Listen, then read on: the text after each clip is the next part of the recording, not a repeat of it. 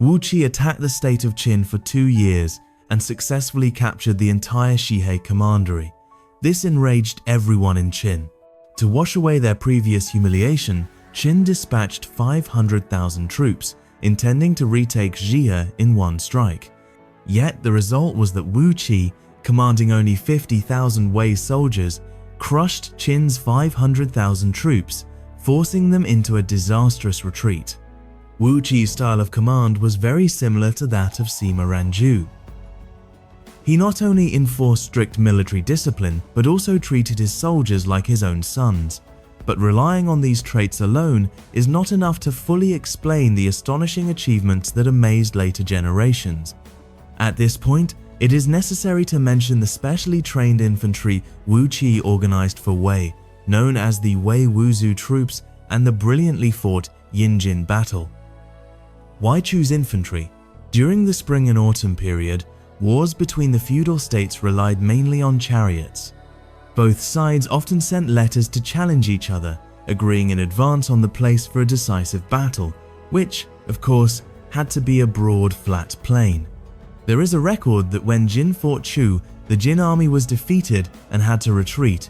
The Chu army pursued them. Within 50 paces, all the Jin chariots had fled except for one that did not move.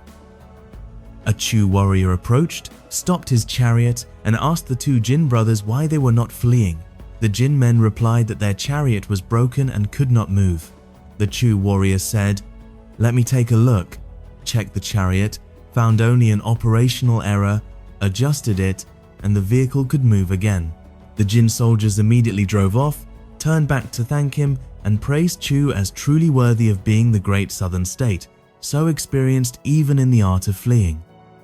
This was the gentlemanly style of warfare, full of martial spirit, where only nobles had the right to fight, while commoners merely cheered or carried loads. But in the chaotic warring states period, wars were no longer just for hegemony, but for destroying and annexing states. The sporting, tournament-like warfare of the nobles gradually declined, replaced by surprise attacks, ambushes, large-scale encirclements, and prolonged expeditions. The weaknesses of chariots gradually became evident. For example, when Jin and Qi fought on a plain and Qi, having lost, sued for peace, Jin shamelessly demanded that Qi reorient all the furrows in its fields to run east-west. Because Jin attacked from the west while Qi moved from west to east, if the furrows ran north-south, the chariots would constantly jolt over ruts and break over time.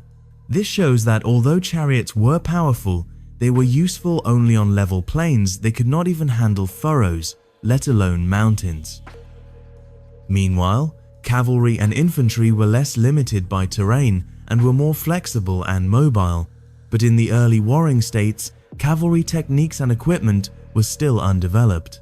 It would take over 100 years until King Wuling of Zhao implemented the Hu-style dress and mounted archery reform for large-scale cavalry to emerge. Therefore, infantry became the main force at that time.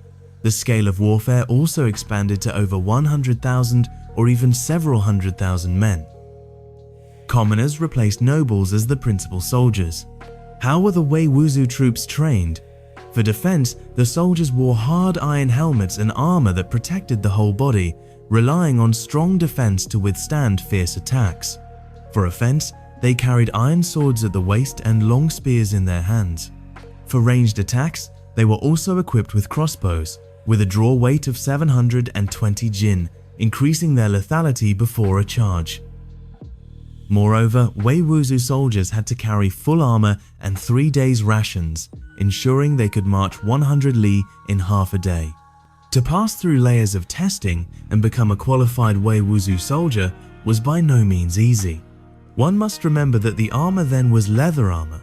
100 li in the Warring States period is equivalent to about 41.5 kilometers today, while the modern standard for a forced march is only about 50 kilometers in a day. In an era when cavalry was not yet widespread, the speed of the Wei Wuzu troops represented the ideal of blitzkrieg warfare. In just half a day, they could reach an enemy city entirely unprepared. From Shihei to the Qin capital, Yong was only about 90 kilometers.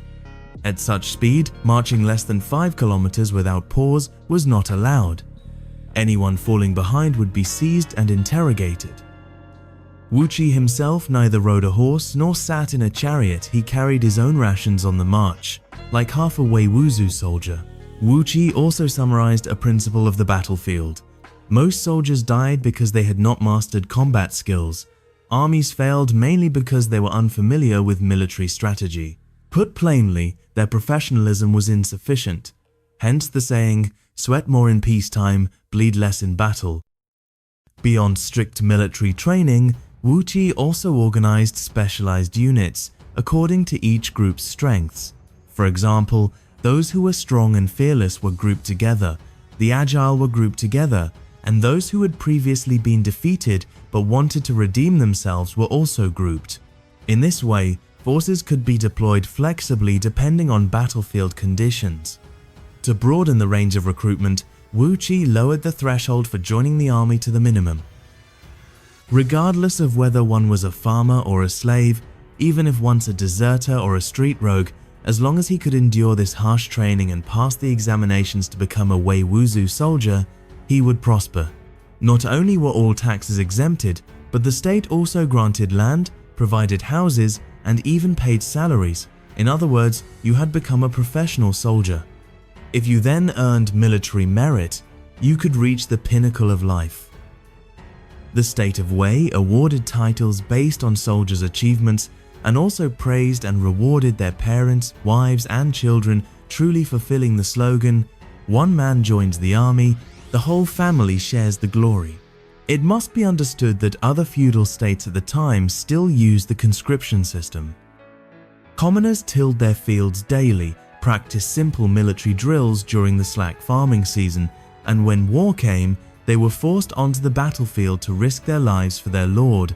Therefore, the concept of a professional soldier was new to them, let alone relying on military service instead of farming to make a living. Wuchi pioneered the implementation of a recruitment system. The Wei Wuzu troops were indeed a new model, the only standing army among the feudal states of the time. These warriors fought not only for their lord but also for their own future. Their personal interests and ambitions were directly tied to the army's orders. Wuchi believed that the essence of military strategy lay in two words: morale. Whether enforcing strict discipline, caring for soldiers, or granting material rewards, the ultimate goal was to inspire morale. As long as morale was flourishing, everyone would dare to charge forward at the cost of their lives. Therefore, so-called cunning schemes and favorable timing or terrain became secondary. Wuchi even gave an example. Just like 1,000 men chasing an escaped death row convict, even if they surrounded him tightly, no one dared to act rashly. This aligns with the saying, "Do not fear the tough or the fierce, only fear the one ready to risk his life." The Wei Wuzu troops were precisely the group of fearless warriors Wuchi created, absolutely obedient to orders, exceptionally strong, and burning with morale. Returning to the original story, after Qin lost Shihei Commandery, it was furious beyond measure. Regardless of cost, Qin mobilized 500,000 troops, their momentum overwhelming, marching east along the vital route to retake Shihei. This event occurred around 389 BCE, but in fact, Wuchi had already left Wei before then, so the actual date should be pushed back at least 5 years. Yinjin at that time was located in present-day Huayan, Shaanxi, the homeland of the Huayan. Wuchi was stationed there, guarding Shihei. He commanded 50,000 Wei Wuzu troops who had not yet earned any military merit, supported by 500 chariots and 3,000 cavalry, totaling just over 50,000 men against Qin's 500,000 troops. It was truly a case of few against many, carrying the spirit of one man against 10. What astonished people even more was that Wuchi ordered not only victory, but that each soldier must capture prisoners alive. This confidence was indeed overflowing. As expected, the Wei Wuzu troops, with incredible combat power, charged forward relentlessly, repeatedly breaking the Qin formations. Qin's 500,000 troops were like lambs waiting for slaughter, too weak to withstand a single blow. One must remember that Qin's army at that time consisted mostly of peasants, crudely armed. Some wore coarse cloth and carried sticks, yet were driven onto the battlefield. At first glance, it seemed Qin relied on numbers to bully the few, but in reality, they had only offered their necks for the Wei Wuzu troops to cut. This crushing defeat not only deeply wounded Qin, but also awakened the other feudal states, prompting them to begin developing their own standing armies. For example, Qi established the Keiji army, Chu had the Xuanlian army, Zhao had the Northern army, and Qin later also formed its own standing forces. But the recruitment system pioneered by Wuqi had one major drawback: it consumed enormous wealth. Even with the Wei Wuzu troops numbering only 50,000, they required 50,000 sets of armor, 50,000 swords and spears, and also needed to sustain 50,000 able-bodied men who did not farm but only fought, all while paying them wages. The cost was immense. Wuqi was responsible only for leading the troops, training them, and spending money. Financial matters themselves he did not handle. Indeed, behind every successful man, there is someone providing support. Behind Wuqi was Li Kui. This founding master of reforms not only compiled the Fa Jing, canon of laws, but was also a financial expert. Thanks to his backing on the home front, the Wei Wuzu troops could be maintained over the long term. How did the state earn money? Plunder or borrowing could not last. The best method was taxation, driving the financial straw deep into the populace, into every granary and every household's purse. But one could not kill the hen to get the egg. One had to nourish the hen so it would continue to lay. At that time, iron tools and ox-drawn plows were gradually spreading, making farming easier than before and eliminating the need for collective labor. Therefore, Li Kui abolished the well-field system, encouraged people to open up wasteland, and implemented a smallholder, household-based economy. Thanks to this, the productive spirit of the people was stirred, and even the corners of the fields were fully reclaimed. To maximize the land's potential, Li Kui also advocated using all the land's strength and teaching accordingly, which meant intensive farming and diversified planting. If one crop suffered from pests, others would still be safe. Melons were planted on field ridges, mulberries around houses, along with fruit trees and vegetables. However, abundant harvests brought new troubles. When supply exceeded demand, rice prices did not rise, farmers' incomes fell, and the next year they became unwilling to farm diligently. If natural disasters caused crop failure, rice prices would skyrocket, people without crops would starve, and unscrupulous merchants would seize the opportunity to hoard and profiteer. Therefore, Li Kui had the government intervene in the market and implemented the Balanced Standard Law. In years of good harvest, the state purchased grain at prices higher than the market to prevent farmers from losing out. In years of poor harvest, the state sold stored grain at fair prices, so the people would not starve. Later, Emperor Wu of Han established the ever-normal granaries, and Wang Anshi promulgated the Green Sprouts Law, both developed from this idea. Thus, by both rescuing and sustaining, taxes could be collected steadily. But a new problem arose: how to collect taxes. Someone had to go door to door to gather them, pass them up through layers of administration, and calculate the distribution. The descendants of nobles, accustomed to luxury, would not endure such laborious work. Li Kui proposed to attack hereditary privilege and establish appointed officials. Fewer resources were wasted on maintaining noble families, and instead, talented people from among the commoners were recruited to handle tax collection, justice, construction, and military administration. They worked diligently for their salaries, had no powerful family foundations, and were unlikely to rebel, giving the ruler peace of mind. Wu Qi, Liang, and Shimen Bao all belonged to this class of officials. In this way, a vast and efficient bureaucracy was built. Therefore, the reforms of the Warring States period all shared the same essence: transforming the feudal, decentralized states of the nobles into centralized bureaucratic states. The chain of Qin's failure was as follows. Why did they lose territory and fail to defeat Wei? Because Qin's army was a temporary ragtag force, whereas Wei possessed a standing army armed to the teeth. Why did Qin lack a standing army? Because they were too poor to maintain one. Why were they poor? Because productivity was low. Why was productivity low? Because their institutions were backward, and their ideas were backward as well. Miyamoto Musashi once said, "Victory is decided within the scabbard," meaning that before a sword is even drawn, the outcome is already determined. Indeed, the Battle of Yinjin sapped nearly all of Qin's foundations and ruined its reputation, forcing them to withdraw and shrink within Guanzhong, unable to recover for many years. In 396 BCE, Marquis Wen of Wei passed away. 4 years later, Chancellor Li Kui also departed this world. In the same year, a fellow countryman of Wu Qi was born. More than 30 years later, this man would set foot in Qin and ignite a comprehensive reform. But that is a story for another time. Returning to current affairs, the two ministers Wu Qi valued most had now passed away. Though unmatched on the battlefield, in the court Wu Qi began to face obstacles everywhere. The vacant position drew jealous eyes. Everyone believed only Wu Qi was worthy of it.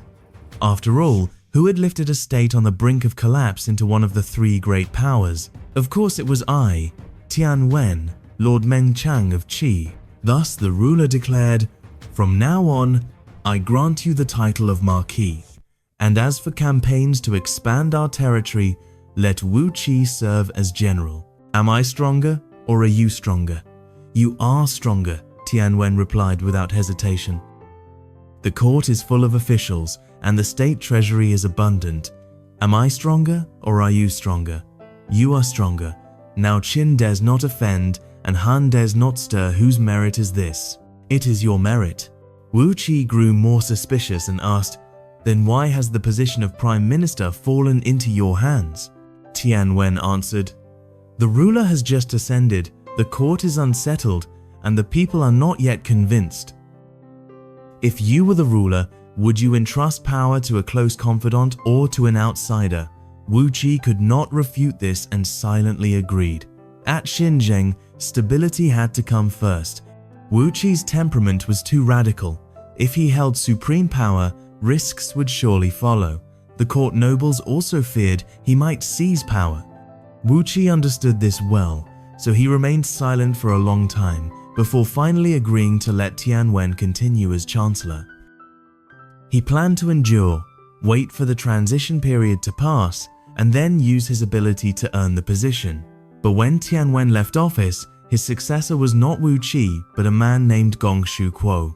Some say this man was the same superior of Shangyang in Wei later on, or perhaps they were two different officials with the same name about 30 years apart.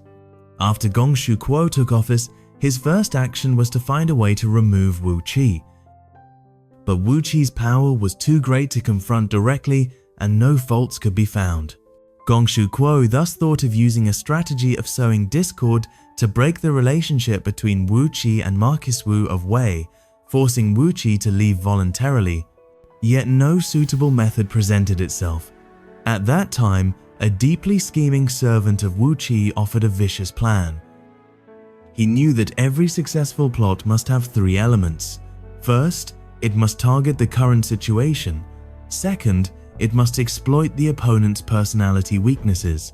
Third, it must make use of resources already in hand. First was the overall situation.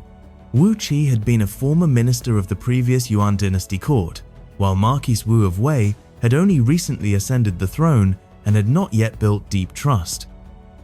Moreover, Wu Qi had once competed for credit with Tian Wen, a matter that could hardly remain entirely hidden, leaving Marquis Wu of Wei somewhat uneasy. In addition, talented men at that time frequently changed allegiances. It was not unusual for them to move from one state to another. Next was character. People's evaluations were accurate. Wu Qi was incorruptible, self-disciplined, and placed great importance on his reputation. These very virtues became the point of attack in the scheme. Finally, the resource. The key lay with the wife of Gongshu Kuo, who was herself a princess of Wei. If Gongshu could marry a princess, why could Wu Qi not? After all, the feudal states were essentially family enterprises, and political marriages were a way to secure the loyalty of meritorious officials. Thus, Gongshu Kuo devised a trap. He invited Wu Qi to a banquet at his residence and, together with his wife, staged a performance. During the feast, the princess feigned displeasure, saying that Wu Qi dared to slight the ruler's relatives, and she was a royal daughter. If such words spread, it would be a grave offense. Gongshu then rushed to report to Marquis Wu of Wei. Wu Qi may be talented, but his loyalty is uncertain. Why not marry the princess to him? If his heart truly belongs to Wei, he will naturally agree. If he harbors other intentions, he will surely refuse. Marquis Wu of Wei found this reasonable and arranged the marriage. The princess was then a widow, and Wu Qi was unmarried on the surface. They seemed well matched. But Wu Qi, proud by nature, tactfully declined. The princess coldly remarked, "Does the general disdain the ruler's daughter?" As soon as those words were spoken, Marquis Wu of Wei immediately assumed Wu Qi was unwilling to commit his loyalty, and his attitude changed entirely. This incident indirectly proves that the legend of Wu Qi killing his wife to gain office was false. If he had truly murdered his wife, Gongshu would not have dared to propose such a match, nor would Marquis Wu of Wei have agreed. A man who had killed his wife could hardly be said to care about the people's livelihood. But now, Wu Qi publicly rejected a royal marriage within the relationship of ruler and minister. This was a serious matter. From then on, Marquis Wu of Wei gradually distanced himself from him. Wu Qi also sensed the unusual atmosphere, and fearful for his safety, worried that remaining in Wei might cost him his life. Around 390 BCE, he was forced to leave Wei and set out for Chu. At Men Pass, he stopped his carriage and looked back towards Xi across the Yellow River. It was the land he had conquered with his own hands and painstakingly built over 20 years. Now he had to give it up to another, and in sorrow, the hero's tears could not be held back. He sighed silently. Could it be that this land will soon fall into Qin's hands?